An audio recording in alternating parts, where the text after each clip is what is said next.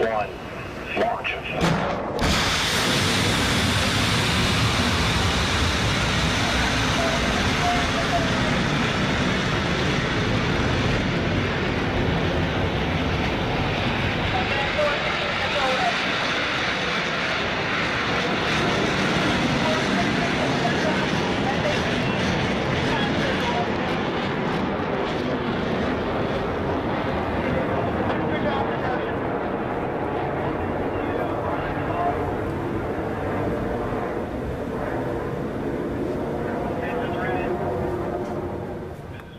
So a Tomahawk is a cruise missile, or most commonly a land attack cruise missile that has been developed by the US over several decades. They're most commonly seen being fired from ships or submarines, but there are ones you can fire from launchers on the land.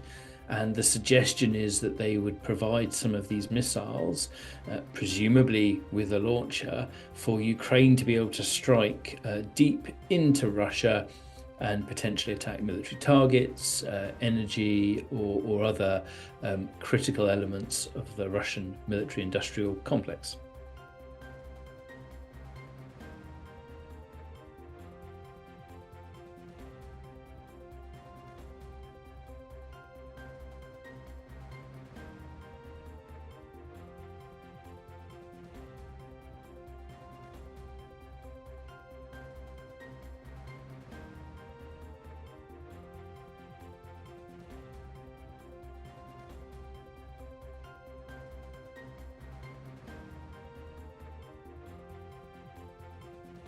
Three, two, one, launch. The advantages that a Tomahawk brings are that there are different variants, but they can range anywhere between 800 to sort of 1,500 miles. They don't have a huge warhead, but it is powerful and can attack hardened targets. And critically, they are very accurate. So they have a variety of different guidance systems that mean that they can be fired at something and hit a specific part of a target, within a meter or two, basically.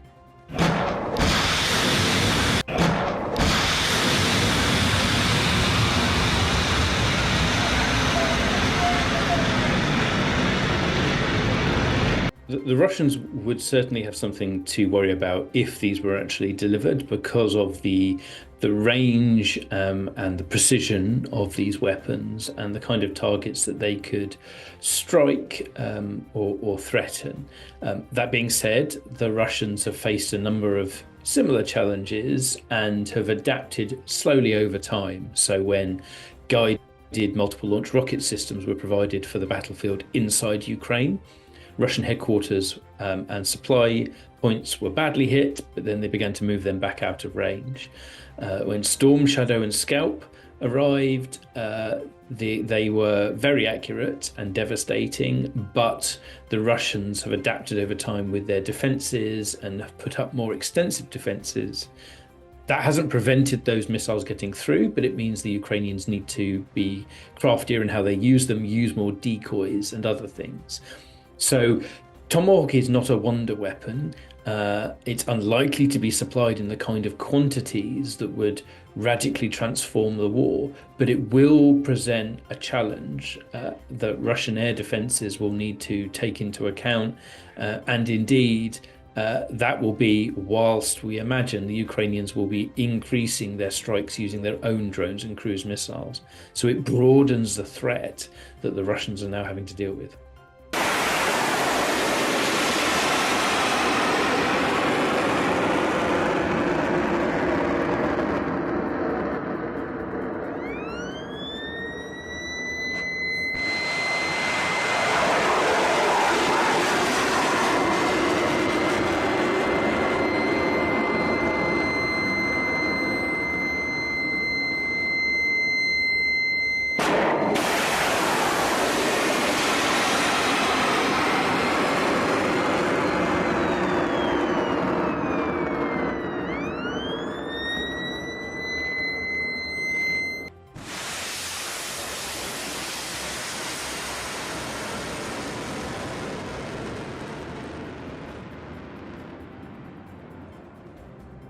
I'm a bit skeptical these will turn up.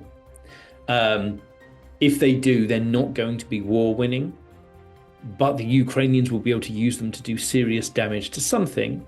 And I think it would be an interesting change in the US position, because I think it would be like, here you go, because they would have to provide so much intelligence and data that they would be supporting the use of these weapons. That would be a big deal.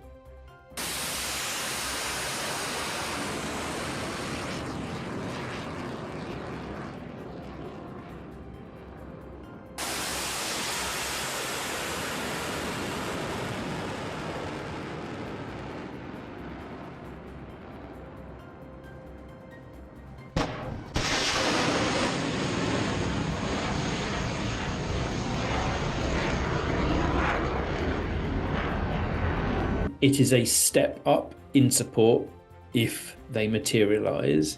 But if you're Ukrainian, I think you would argue with some force that it is a response to the increased Russian air attacks. We're now seeing hundreds of drones, the Geran 2, which is in itself really a cruise missile now, copied from the Iranian Shaheds.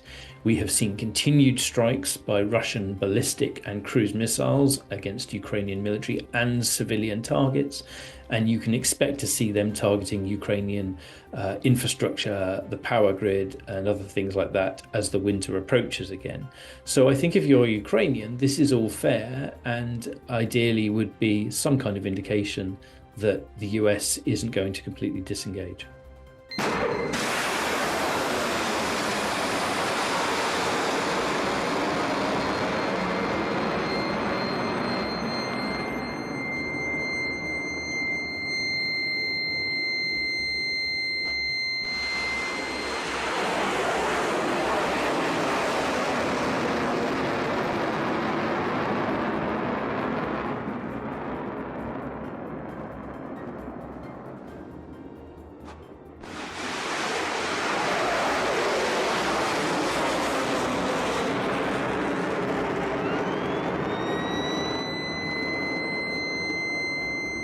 If the US does provide these weapons, then I think there will be many within NATO and Europe who will find that heartening, because it represents a reversal, or at least a slowing of the trend of, if you like, the rhetorical disengagement of the US from this conflict and from European security. I mean, it's very much a material contribution that runs against some of the ways that the president has been talking about supporting Ukraine. I mean, he has made more US military equipment available to buy by European countries to give to Ukraine. But a donation like this would be actually the first major military support agreed by the Trump administration, as opposed to delivering weapons that had been previously approved by the Biden administration.